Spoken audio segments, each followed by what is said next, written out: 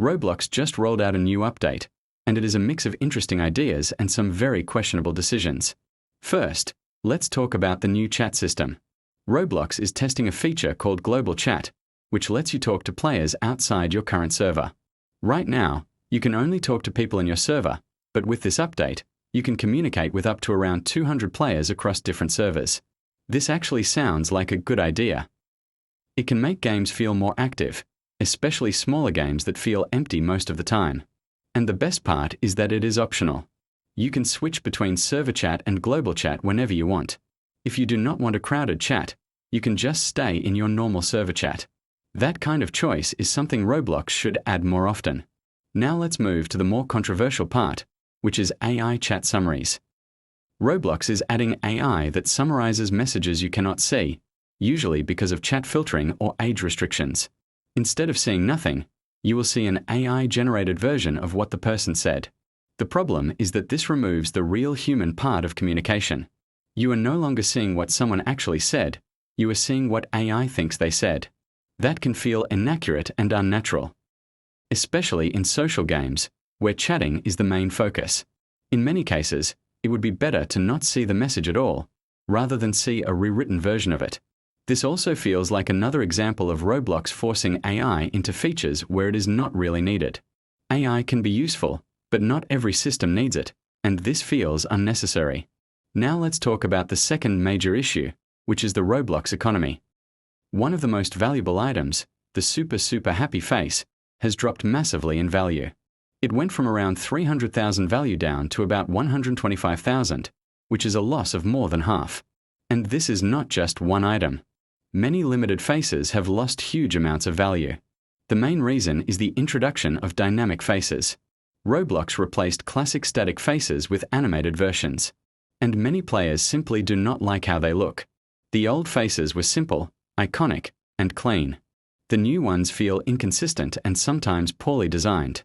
Because of this, demand for classic faces dropped, and when demand drops, so does value. Some items lost hundreds of thousands of Robux in value almost instantly.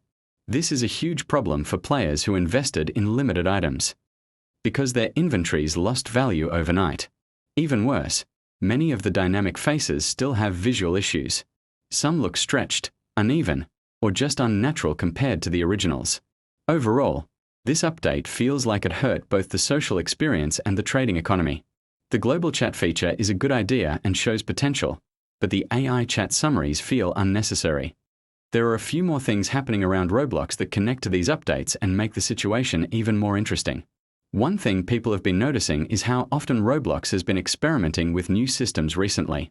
It feels like almost every month there is some kind of test, whether it is user interface changes, avatar updates, or social features.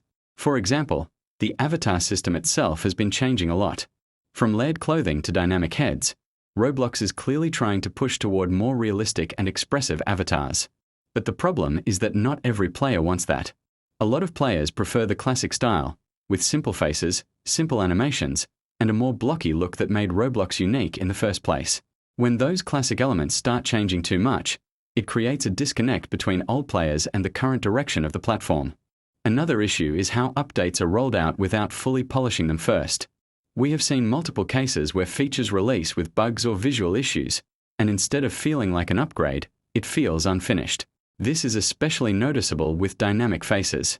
Some of them look fine, but others still feel off. And when those faces are tied to expensive limited items, it becomes a much bigger problem. Because now it is not just about appearance, it is about value, investment, and trust in the platform. If players feel like their items can suddenly lose value because of a design change, they may become less willing to invest in the future. And that can slowly affect the entire trading community. Another thing to consider is how Roblox is balancing innovation with player feedback. Adding new features is important, but ignoring community reactions can make updates feel forced.